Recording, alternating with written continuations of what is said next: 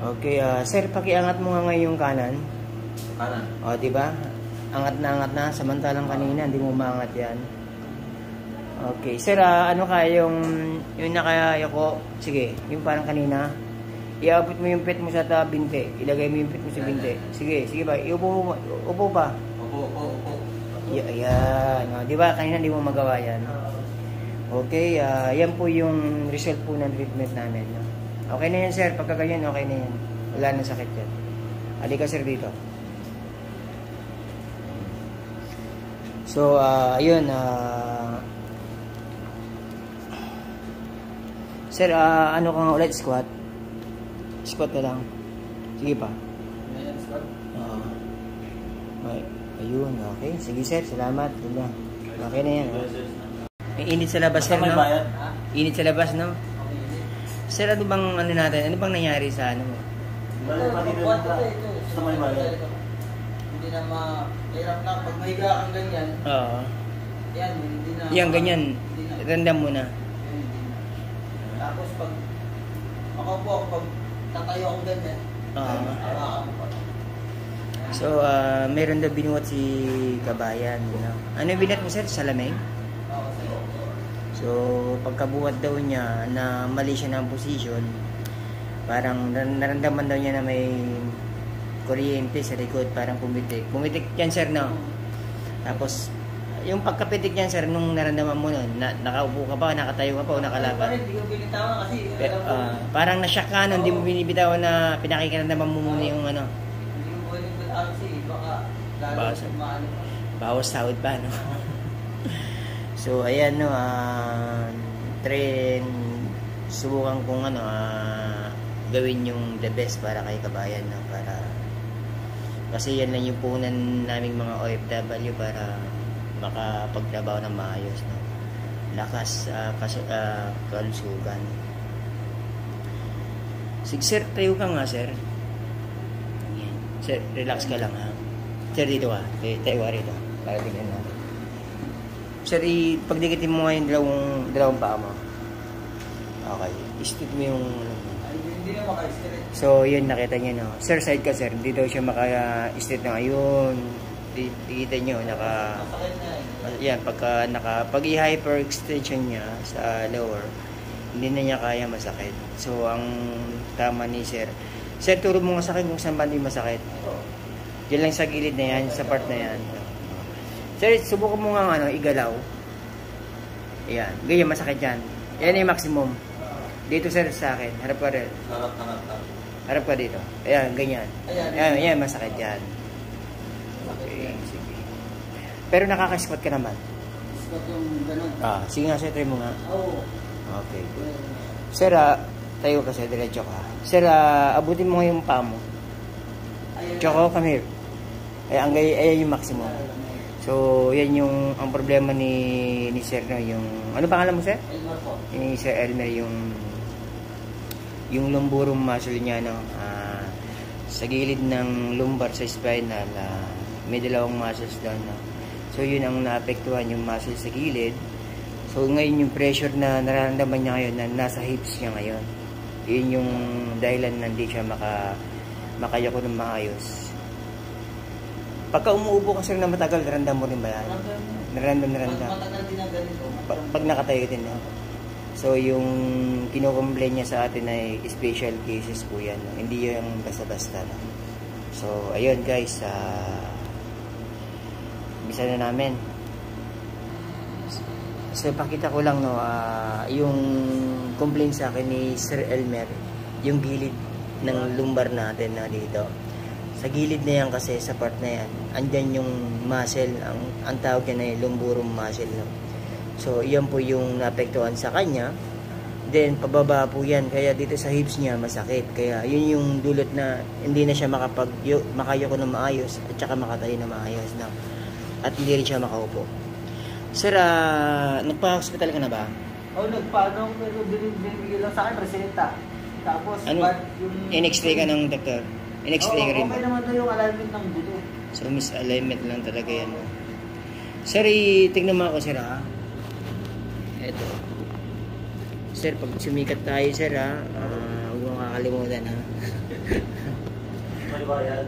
Oo, may bayad yan. Sir, subukan mo nga ano, eto, tingnan mo ako. Di ba nakadaba ka ngayon? Iangat mo nga yung kanan mo. Ay, hindi. Ayan So, yan yung maximum. Okay. Sa kabila. So, nakita ninyo, no, naiangat na yung kaliwa, pero yung kanan hinap siya. No? Sir, subukan mo nga ano, gumano. Hindi, dyan ka lang. Yung nakayuko ka lang, gumano ka lang. Eto. Nakaganito. Ayan, sige. Ayan, okay naman. Idikit mo yung pet mo ngayon sa paa mo, sa binte. Ayan, hindi Kasi na. hindi niya kaya na mataas. Okay, sir, daba ka na. Okay, sir, ikot ka muna, sir. Harap ka. Mas maganda kasi, sir, na iniisa-isa natin para makuha natin agad yung problema. No? Hindi yung basta punta ka, bira agad. Sir, nakat mo mas ito. No? Ayan lang yun. So, maganda ka na pa rin, no? Ito ba? Kasi yung mga iba, halos pinili mo yung Hindi. sir, relax ka. Ito, ano mo? Yan, ano mo? Ayan. Yan yung maximum mo. Ayan.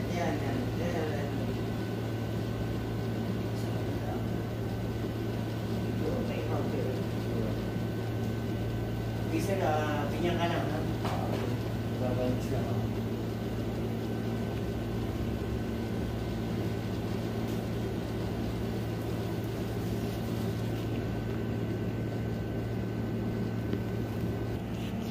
Okay, sir, i-adjust na natin, ha? Sige na. Wait lang.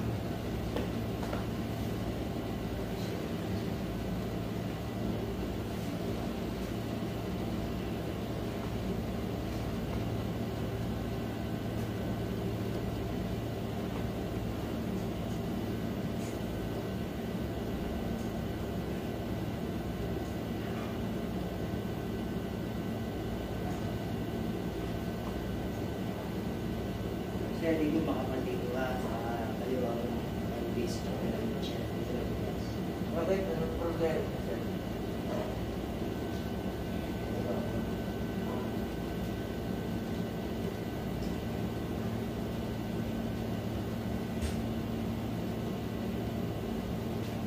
Relax ka lang, ha? Relax ka lang.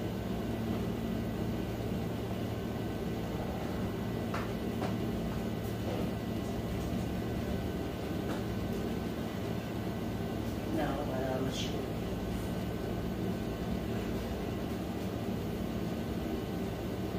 Saka yung T1 mo tsaka T2 mataas, no? Oo. Relax ka lang, sir.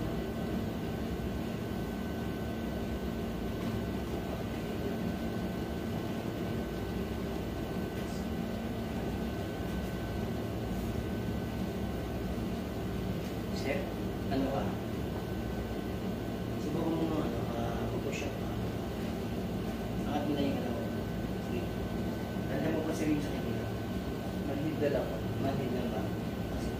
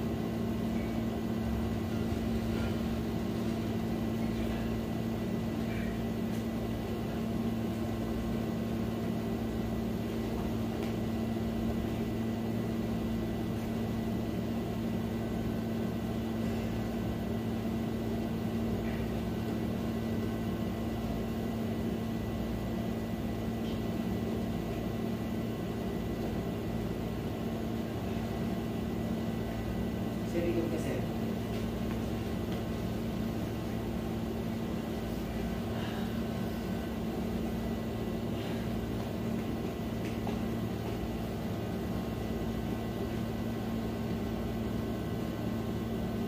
So, medyo may gap siya, mababa matas sa kabila.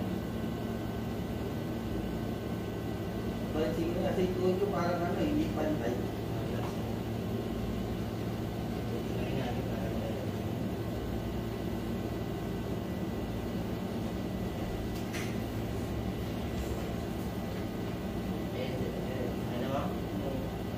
Layo, mababa mataas. Sige sir, relax lang. Okay.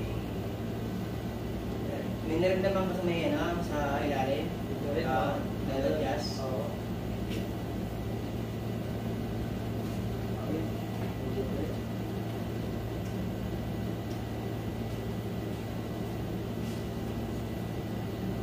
Ayan.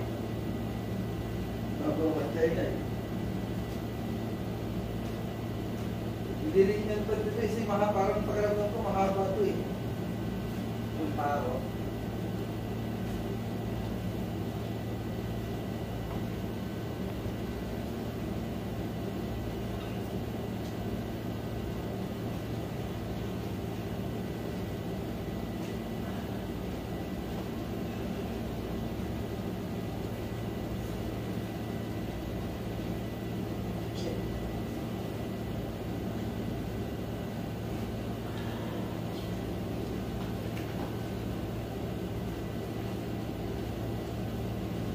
Kaya pag ginagano mo yun, natulog dito.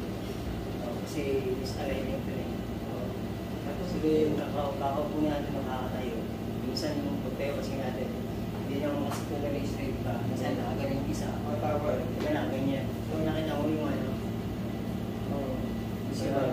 So katagalan, bumababa yung pelvic, no, yung buto rito. Eh umahaba yung isa, yung isa, umiiksi.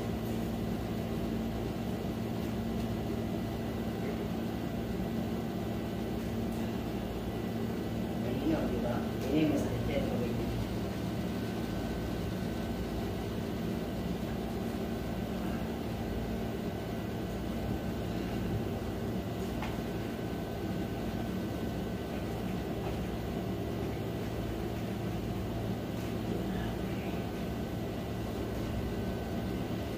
Fair side ka. Harap ka sa akin. Okay, side ka natin.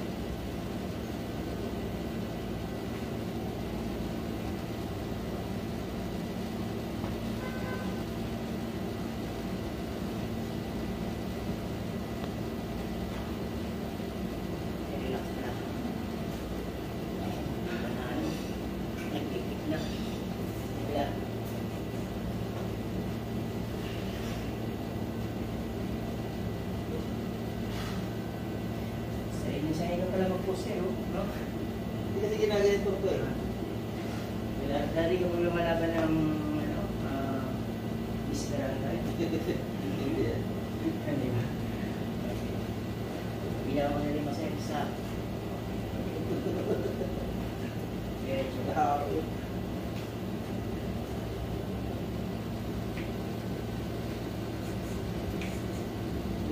dito na papatunog ko siya dito side. Sa wala. Dito yung pagganito.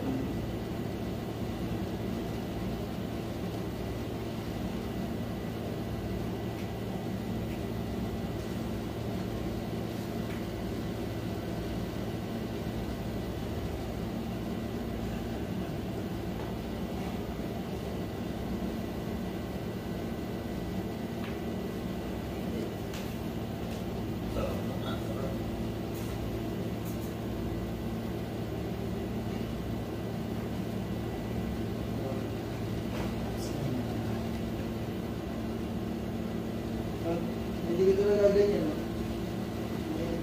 May gagawin mo na ba? Oo. Safety lang. Ano wala na yung tunog? Hindi naman din. Hindi na ko lang dito. Ayaw mabigat, ayaw naka-stop. Naka-stop talaga. Sige sir, relax ka lang. Then, ilan ba anak mo sa ating ganyan? Tatlo na ako? Hello? Wala kang nalagay sa tao mo. Wala kang pinigilin. Relax ka lang ha. Sir, bigyan mo yan. Relax ka lang. Ito yung pinaka-the best na adjustment para sa spinal natin. Ito, mula cervical hanggang lumbar. Sir, di magagad yan ha. Kailangan di na din yan. Yan, yan. Relax.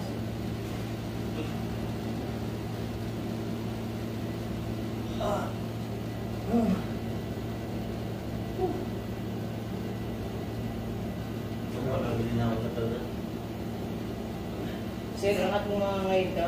Sabihin ngayon na ito, no? Ganda mo pa rin ngayon sa kaya. Ano? Matid nila mo yung nararamdaman mo. Just na yung kamay. Yan, baba kasi. Kasi kung ano pa rin yung problema niya, hindi ka makakaupo ng ngayon diretso. Okay? Pero yung dito, yan. Manid lang, wala na yung sakit. Ang pagbuko kasi, tigilid ka lang muna. Sabi po, yun ang tama ha. Yun ang tama. Kaya yung ubo ng pag-diretso ha. Oo. Kasi dito mo laging pagka tumilis tayo, laging maliliganin sa amin.